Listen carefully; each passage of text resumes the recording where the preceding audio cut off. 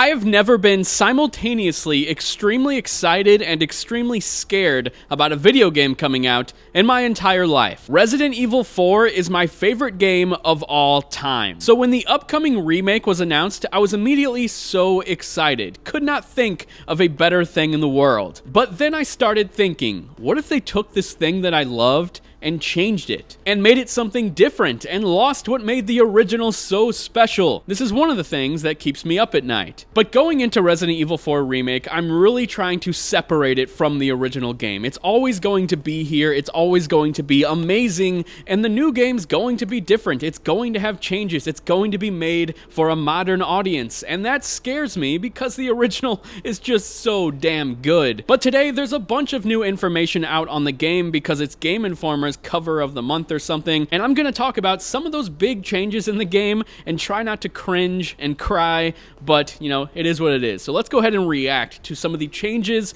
or just big new additions to Resident Evil 4 Remake.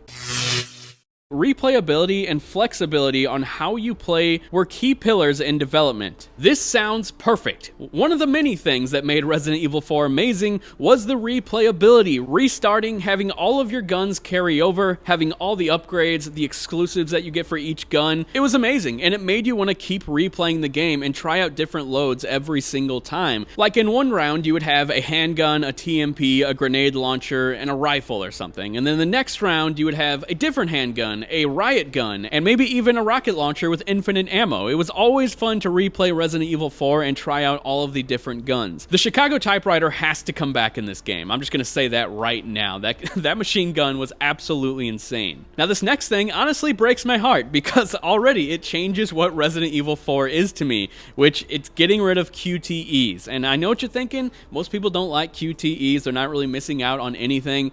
But I don't know, it's just what Resident Evil 4 is to me. There are so many good sections, genuinely, that have QTEs. One part of the game in particular that stands out to me is the lake monster. Whenever you're fighting this monster, it'll knock you out of your boat and you'll have to swim back. Without that QTE, like, I don't know if it'll be as intense. I'm assuming you could still fall out of your boat, and I guess you just press the joystick to the boat. I'm not sure. I just feel like that's not going to be nearly as intense. And then at the end, the rope gets caught on Leon's leg, and he has to cut himself free. And those clicks, yes, you're just clicking a button, but they were intense, especially for the first time playing the game. And another major QTE moment is the knife fight with Krauser. Like, absolutely iconic. What an intense, amazing cutscene. We haven't seen Krauser yet, so that kind of scares me because he is such a good character, and I just really hope all these characters really capture what made the originals so good, which honestly was the acting. I'm still very sad that they recasted everyone, especially Ada. That one really hurts. And I mean Leon too, like that's heartbreaking. I thought Matthew Mercer did a really good job taking over for Paul Mercier, I think his name was, from Resident Evil 4. Matt Mercer was in Resident Evil 6, and he sounded a lot like him. I thought he really captured that role well. And then the actor that took over for Leon in RE2 Remake, not a fan at all, and he is back for this game, which really scares me. However, I did watch an interview with him, and he's really passionate about Resident Evil 4, so you gotta love that. You gotta love that the actor is really passionate about the role that he's playing, and I'm hoping that it shines through in this game, because he's gonna get to have a lot more fun with Leon in Resident Evil 4 Remake compared to Resident Evil 2, because this game gets wild. Like, the dialogue is insane. Like, it's hilarious, and a lot of it is iconic, and I can't wait to see which lines they bring over to the remake. Anyway, next up on the list. Apparently you're going to be able to carry multiple knives. Not sure how I feel about this. I feel like having that one knife is all you really need in Resident Evil 4, and just being able to knock open some boxes, like, there's something so satisfying about that. So this is a weird change to me. I feel like it's not necessary, especially since Resident Evil 8 just did the Resident Evil 4 mechanic where you're breaking open vases and stuff, trying to get some ammo out of them for some reason. It worked really well in RE8, and I'm kind of sad that they're changing it in Resident Evil 4, but I don't know. Maybe you will have one main knife and then other knives that you can throw and stuff, because it says that you can play through the game using only knives, so I'm not sure how that works, but I guess we're gonna have to wait and see. The laser sight is going to be an upgrade. I personally was hoping they were going to have a laser sight mode where you can just use the laser sight for everything and not even use like a normal aiming reticle. I would have preferred to have that classic laser sight the entire time, but you know, it is what it is. At least it's in the game. I'm definitely going to use it as soon as I unlock it for the rest of the time that I play the game, because that laser sight is iconic to to me. Like, the whole game is iconic to me. I can't even express to you how much I love Resident Evil 4. Next up, there's going to be ground executions that prevent the Las Plagas disease from forming. This is actually a feature in previous Resident Evil games. I thought it worked really well. I think 5 and Mercenaries and maybe the Revelations games. I can't fully remember, but stuff would start to grow out of a monster's body and then you'd step on it and it would kill it. That sounds really awesome. I'm all in on that. I think it'll work really well in Resident Evil 4. R3 is going to be used to command Ashley. She can follow closely or fall back, but will not remain in one place. Kind of a weird change. I really liked Leon just saying, wait, follow me, wait, follow me.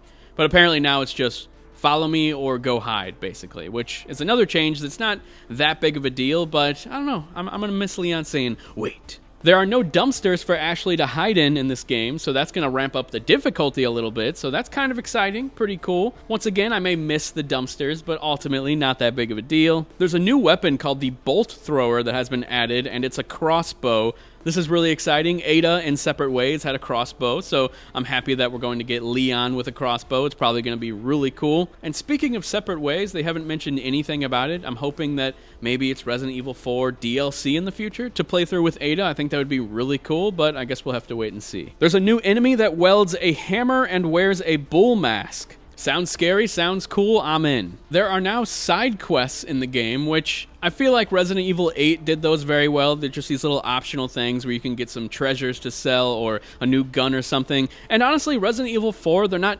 necessarily side quests, but there's a lot of things that you can go out of your way and do that aren't necessarily a part of the main story, like going to get the broken butterfly out of the room with Ashley. Like you can trek back to where you were whenever you get Ashley back and go get a secret gun out of a room that has a bunch of treasure in it. More of that kind of stuff in this game sounds really cool to me. I'm in. Now the attach cases have perks such as increasing ammo drops. Pretty interesting, kinda cool. Also, you can still barricade a house, like slide some stuff in front of the door, the windows, all that's still in the game. Sounds cool to me. I cannot wait for that Lewis section. It's gonna be so intense and just magnificent. And lastly, this is sort of a given, and it says it'll blend action and horror very well. And I mean, it has to, right? It's Resident Evil 4. That's what it's all about. It changed the entire series and went on to inspire hundreds of games. Okay, I don't know about hundreds, but probably hundreds, let's be honest.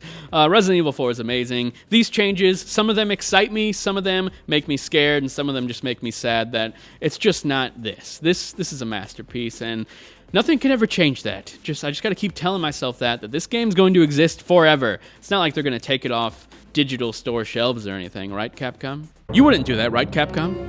Right? Right? Anyway, let me know all about your Resident Evil 4 hype in the comments section down below. Which of these changes excite you? Which of them scare you? Maybe like how they do me. Maybe you're a hardcore Resident Evil 4 fan like I am. Let me know down in the comments. I said like I am, really weird. I said like I am. I should probably re-record it, but who cares? If you enjoyed this video, hit that thumbs up. If you didn't, hit that thumbs down. And if you're feeling really generous, hit that subscribe button. I'll talk to you guys later. See ya.